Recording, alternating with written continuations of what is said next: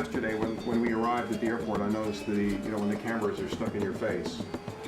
What's going to happen basically is in many ways you guys are going to be the spokesman for belly dance to a level which has probably never been reached before. When that camera's stuck in your face, it's your opportunity to put forward what you want to say. You don't really care what they want to say or what they want to get out of you. The important thing to you is your particular message. What would be the message you'd want to have people hear? That it's an art form, and we work hard for it, and I just want people to appreciate it like they would a ballet dancer, when watching a beautiful piece on a big stage in a theater. I don't want it to be like degraded just because it's in a nightclub or, people get the wrong impression. Well, I don't want that anymore.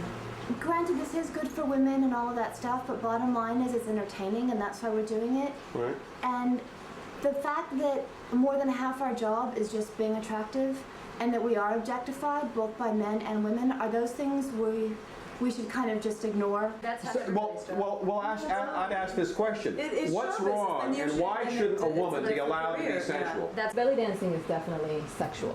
I mean, That's right. A lot of people try to deny that. To me, it's not sexual. It's feminine. It's expressive, and you would do it also in Balinesian dance. You would do something with the hands, and I don't think that people are going to look at it and say, well, it's sexual. So it's so much more. But there's a lot of torso and hip movements that this is the area of what's going on. So maybe the things that we call raunchy or degrading are actually not part of sexuality, but more part of violence, actually.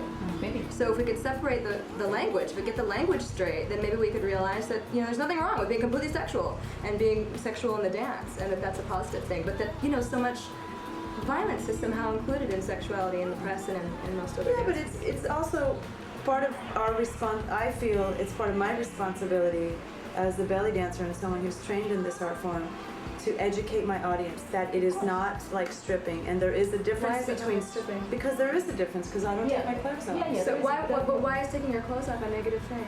I think it would be insulting to the culture, to Middle Eastern culture.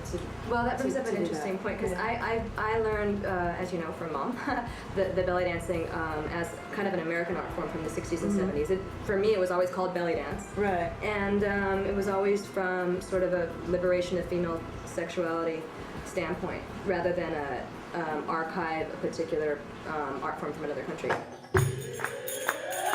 As a folk dance, the purpose of this dance is to express joy. That can be distorted by any performer's intent. You can take any dance form and do it as something beautiful, or do it as something to make the seats wet.